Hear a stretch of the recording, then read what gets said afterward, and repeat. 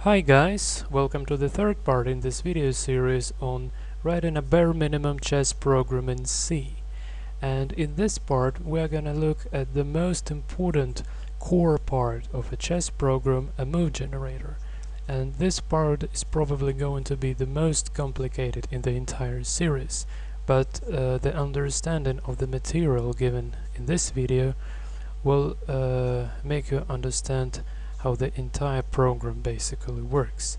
And before diving into explanations of some code, I'd like to give you some visual understanding of what particularly move generator is and what it takes as an input and what output does it produce.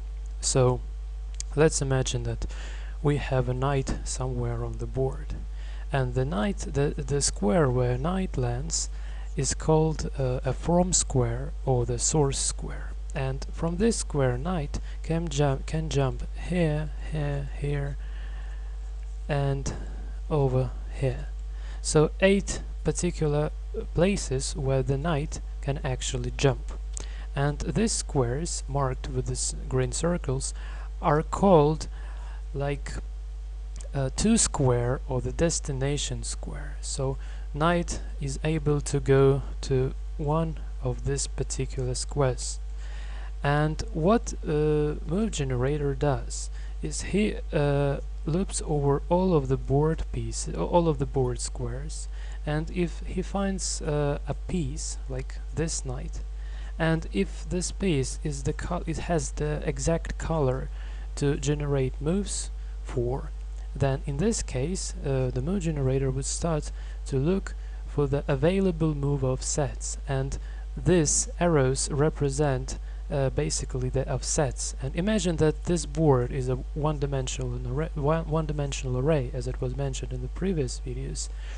and then like if knight goes from e4 to g5, it means that either some addition or subtraction from the source square is given, and so we have to subtract some constant value to the source square in order to get the value of the destination square.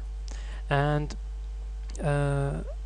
that's about the terms that would be used while explaining the move generator ideas. And this is the first thing. And the other thing is that pieces are actually can be there are two types of pieces.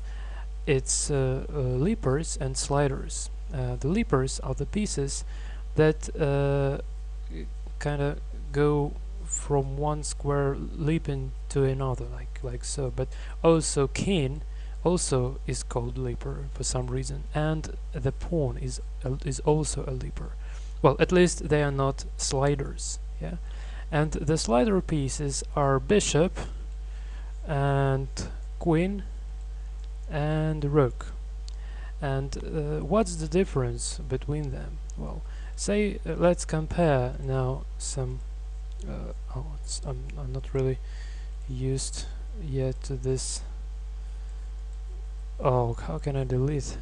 Well, okay, forget that. I don't know how to delete this piece. It just doesn't work for some reason. Oh, okay, finally. Doesn't. Okay, I don't know, something wrong probably with lichess. Okay, so the reason is that the knight has this direction, this squares to go, but say when the knight is over here, he is not going to slide like this, so no this moves allowed, right? And for the queen, if this is the direction for the queen to follow, then it would actually slide, and that's the reason for the free loops in the move generator. So the first loop loops over the board squares, and then the second loop loops over the move directions or move offsets.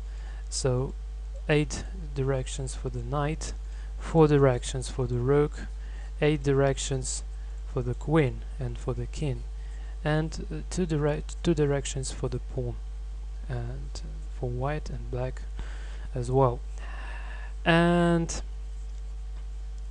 so the second loop loops over the directions, and the third loops within one single direction, say this one. He loops over the squares, and he does this until he hits the edge of the board. So another way to consider is that the piece, say the knight, he can go only here or here. He can't go here or he can't go here, for this is going to be the off board. So that's another thing to consider and to bear in mind as well. So this is about the kind of visual structure of what particularly would be produced by the move generator.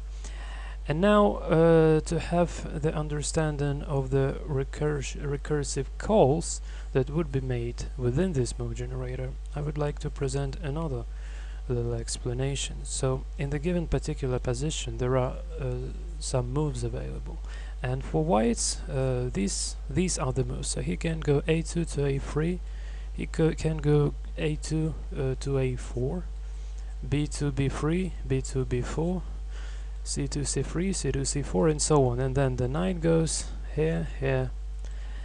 And this, what I've just shown, happens if the given depth is 1 and the side to move is white. But in the case if, say, the side to move is white and the given depth is 2, what would happen is this is the first move, and then he does some responses. So a6, a7, a5, b6, b7, b6, b5, and so on until the knights go, and then he takes this move back, he does another move, and does all these things again. And at the end of this video I would show the particular output of the program we are going to write, the program I'm going to explain at this part, that would do exactly this behavior automatically. And just to give the last example, say we want to analyze to the depth 3, that it would be like so. So white moves, this is depth 1, then black has response, and this is depth 2, and now white goes one more move, this is depth 3. So here, here, and then here, here, and so on. And after, then just black is trying another move, and now white again moves his pieces one by one. And this is how actually the computer plays chess. So he just takes every single position, evaluates this, and say this is the position. He evaluates this position and returns the score. Each move, this move. Oh, so the pawn has gone somewhere. Okay. Okay, well, forget about this. So each time each position is being evaluated. And now let's dive into the code, into implementation of this particular algorithm directly. So here I've added a notation array that can easily convert the square index to chessboard notation. So say we have the square of 0, square 0, square 1, and it has the corresponding chessboard notation A8, B8, and so on.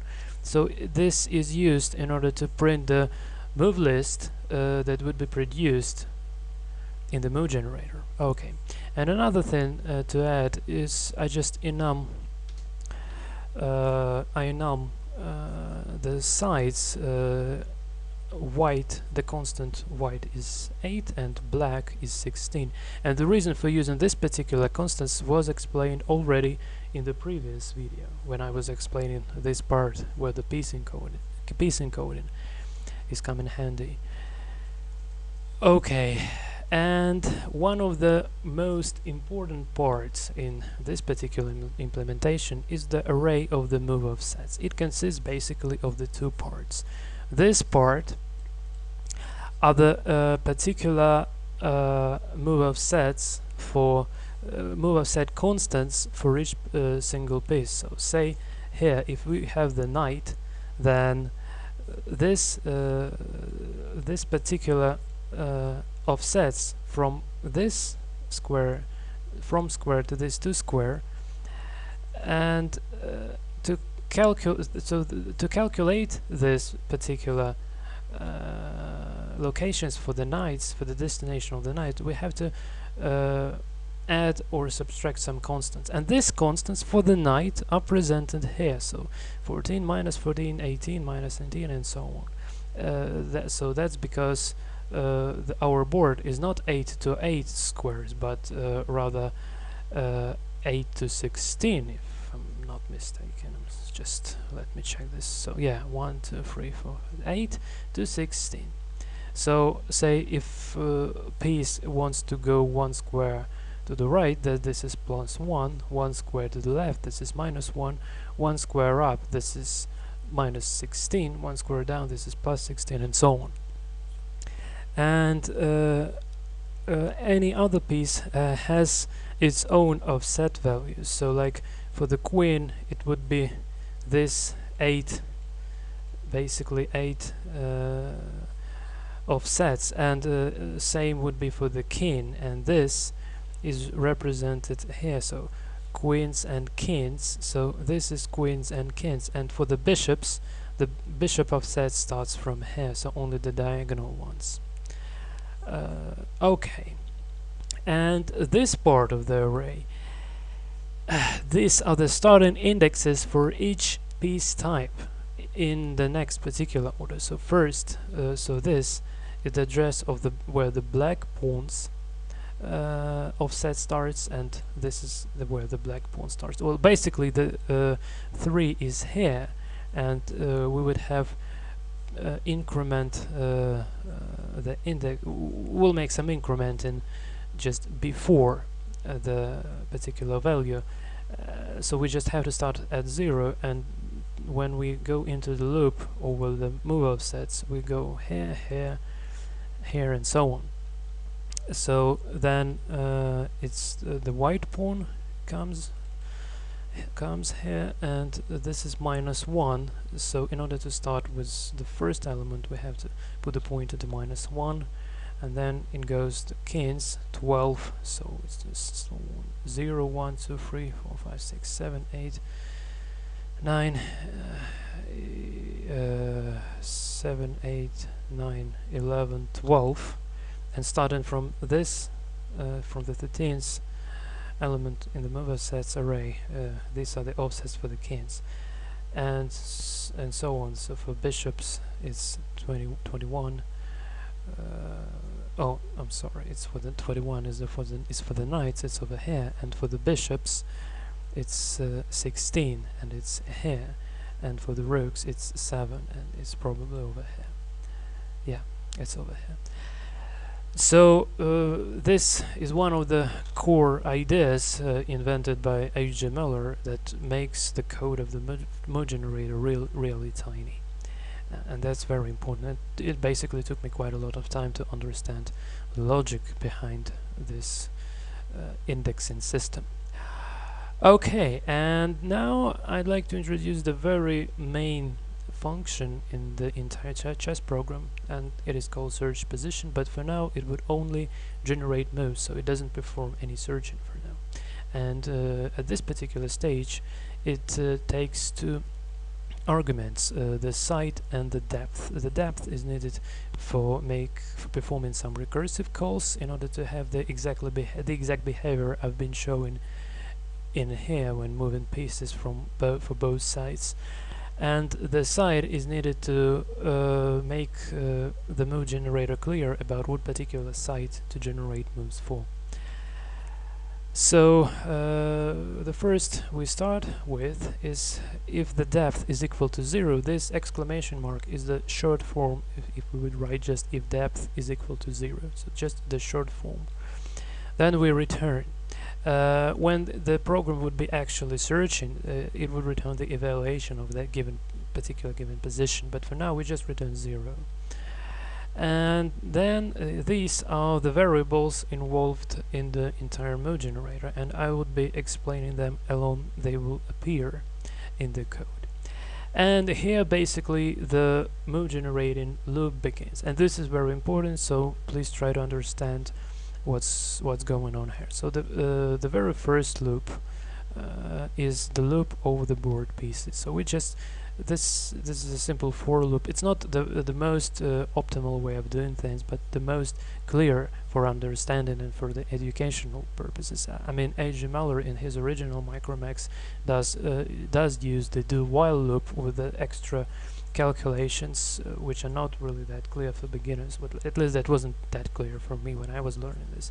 So I will just use a more inefficient for loop, but it's more clear from the educational perspective. So we loop over all of the board squares from 0 to 128, and then for each particular square we want to say, so we bitwise we perform bitwise AND operation with the source square, which is the given particular square index, and it also would serve as the source square in the case if the piece is standing in the square we're looking at. So we have to bitwise AND this square with the constant value of hexadecimal 88 in order to know whether this square is located on board or not. And if it is on board, then the next thing we want to do, we want to store the piece. The piece might not be on the square, but still, no matter if there is a piece or not, we initialize the piece variable at this moment, and the piece contains the content of the source square, so the board array indexed by the source square, and that's actually the piece. And the next thing is here things are getting more interesting. So we perform some bitwise AND operations with the piece which we has just stored and the side, and this is a little example here. Say this question marks here represent some piece type, no matter what particular piece type it is. The bit we are actually care about is this, in case we're looking for the white piece, or bit over here in case if we are looking for the black piece. But just as an example, I'd like to show this with the white pieces. So if this bit is actually 0, then bitwise AND then this 8th bit with this 8th bit which is set to 1, we will have 1, and here all the rest would be actually 0, so the value would be 8. And this expression would result 8 if the piece if the piece is white, and in this case this is true, and in this case we come into this loop. So if the side is white and we're looking for the white pieces, that in this loop we would only deal with the white pieces, and absolutely the same happens with the black pieces. And now when we know that we are now at the square containing the piece, we want to extract the type of that particular piece. And in order to do this, we have to perform the bitwise AND operation between the piece itself and this value of constant of 7. The 7 in binary representation looks like this, and this means that after and before this 3 ones actually is no matter how many, but they're just zeros. So everything before this last 3 bits would be zeroed actually, and the only thing living here would be just a type of the piece. And in our case, so this is 5, and this is the type of the bishop, just to give you an example. And now it's time to initialize the direction of where our pieces are gonna actually move to. And in order to do this, we do some interesting thing. Now the type works as the index, and if we go to the move of sets array, and if we this is element number 0 and this is element number 30, well, I mean this is element number 30, and if we now would add the type, that is, say the type is bishop, yeah, so this is the 5, so 1 2 3 4 5, then we the direction would store the value of 16, which would later serve as the index where to go in the move of sets array in order to start generating moves, looping over the moves, over the move of sets for the bishop, and it would be just right over here. So, and this is performed for each particular piece. So in this case, the type serves as the index in the move of sets array. And now we have to initialize the actual step vector. And what this does,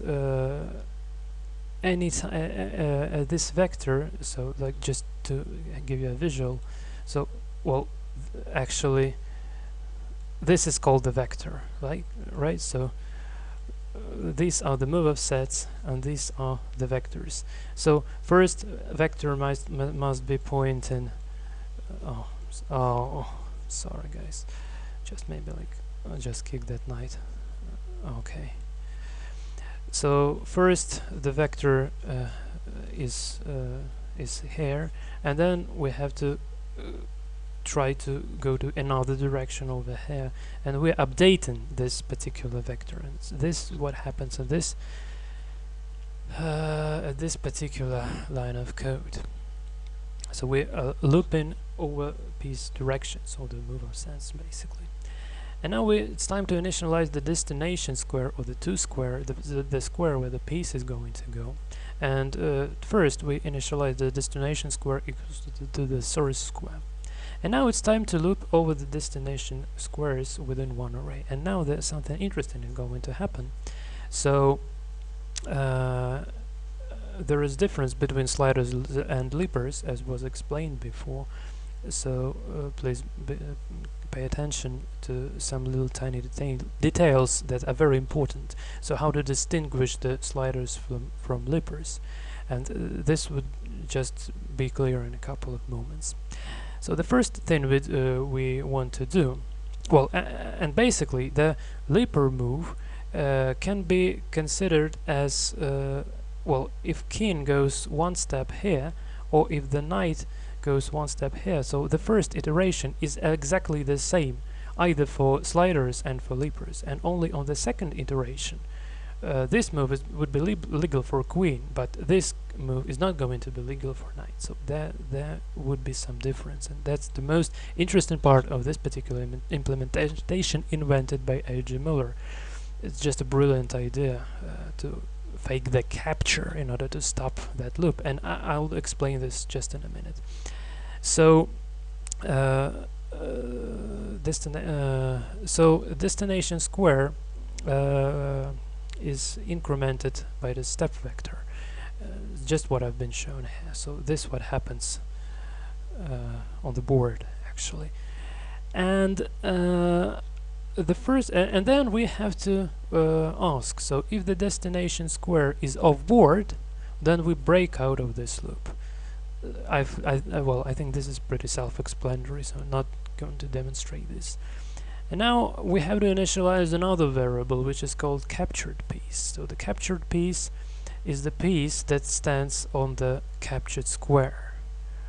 Yeah, so like this captured square is initialized in the destination square. Well, in this particular implementation, which doesn't involve in peasant captures, it's not really necessarily that needed, but in case when we deal with the in peasant squares in the real chess programs, like so, I mean, well, in that cases it's really important to have just the one captured square to keep track where the captured piece is.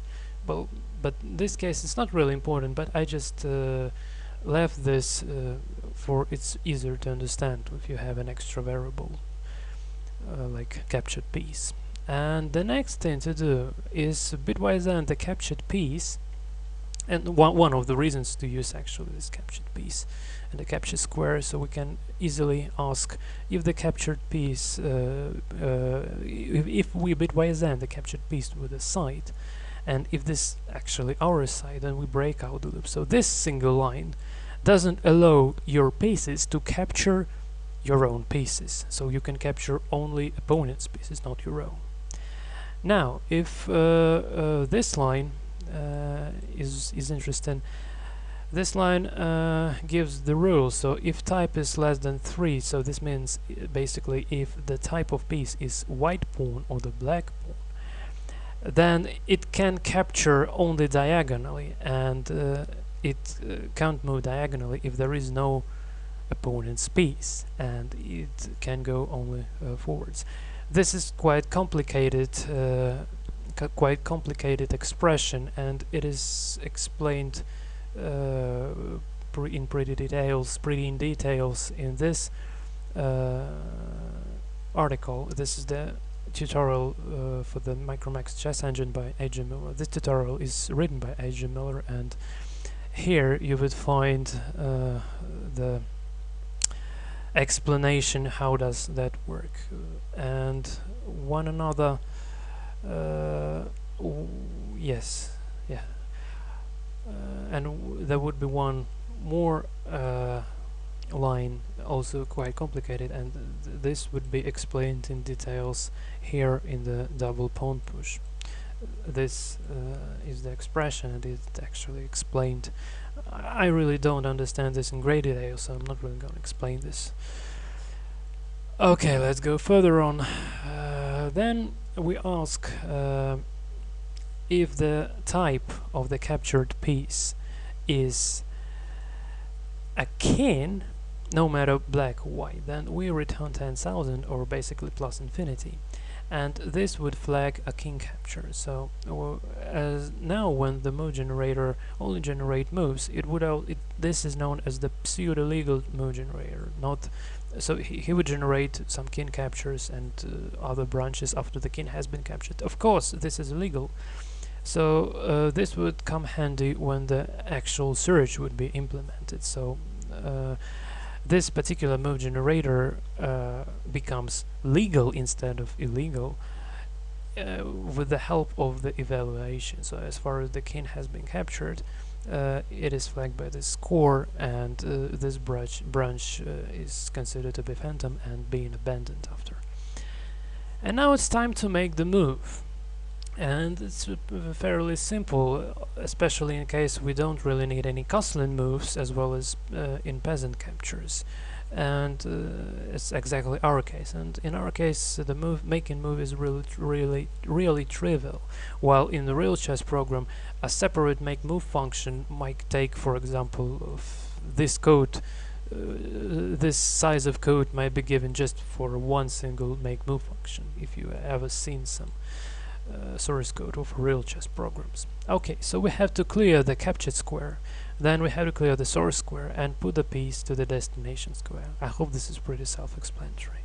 And now in case if the type of piece is a pawn, and this expression asks if the pawn is on the 1st or on the 7th rank respectively, then you have to convert this pawn to the corresponding queen, either black or white. And as far as the color of the queen is defined by the 8th or the 16th bit, so we only just bitwise OR and with 7 will convert the piece type to queen. So if it was a white pawn, it would become a white queen, and if it was a black pawn, it would become a black queen respectively.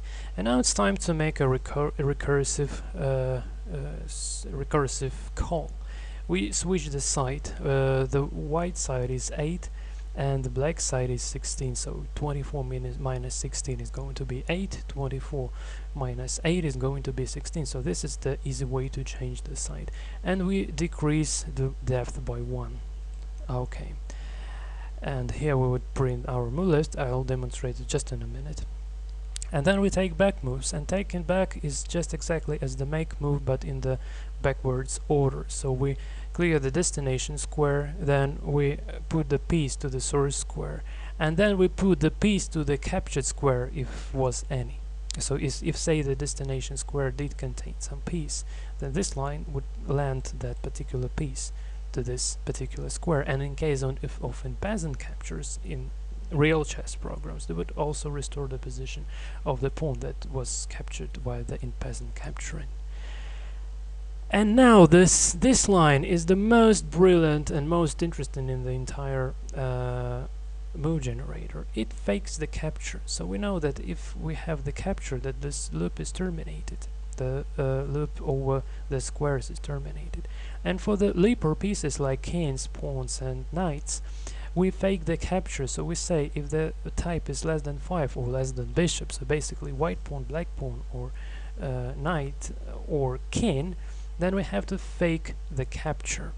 So in this case, when the knight is landed on the destination square, the knight is not really going to slide kind of to some other square, and that's very important. So if you remove this particular line, what would happen? It would generate moves for knight, so knight would move here and then here and then here and here and so on, and that line just limits the leapers to slide only one iteration.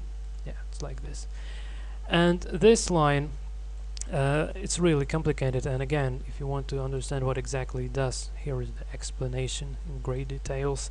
But just from the practical perspective, if the piece is pawn, and if it is located on the either second or the 6th rank, so I mean if the pawn is actually able to, if the double pawn push is available in the position, well, in this case what we do is we actually unfake the capture we have just faked. So in this case, if we have the pawn move, so say this pawn can go only 1 square forward, but say this pawn, it can go here, but also so when the pawn lands here, and if it was the source square was actually on the 2nd rank, then it is given a 1 extra iteration. So that's so the pawn double pushes are viewed by this particular move generator basically as like a pawn is a slider piece, becomes a slider piece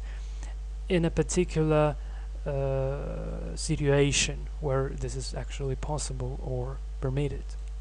So that's how it's done.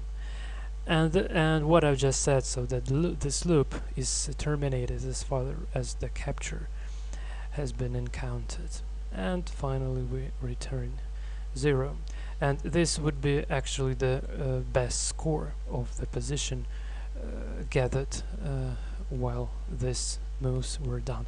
And now at the end I just want to give you a little demonstration of what we actually got.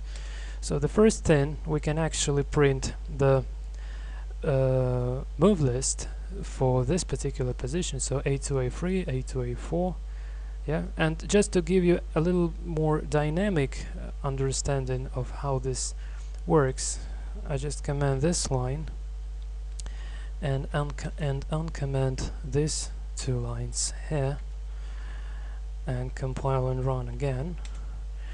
And now you can see that move generator is performing moves one by one until it goes through all of them, and then he exits, and this was at the depth 1. And now if we increase the depth to say depth 2, that in this case it would be like so. So he did the move for whites, and then he makes response for blacks, and this is known as the depth 2. And now another move, and so on.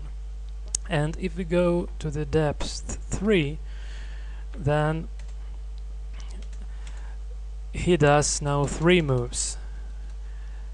So this is how the computer actually, well, maybe not thinking, but maybe it can be called as he's thinking this way. At least this is the way the move generator works, and this is exactly what I was shown at the beginning of this video. I'm sorry for this video is a bit too long, but it was really one of the most important parts in the entire series, and the rest of the series would be much easier compared to this part. So I hope you have enjoyed this, guys, and see you next video. Bye.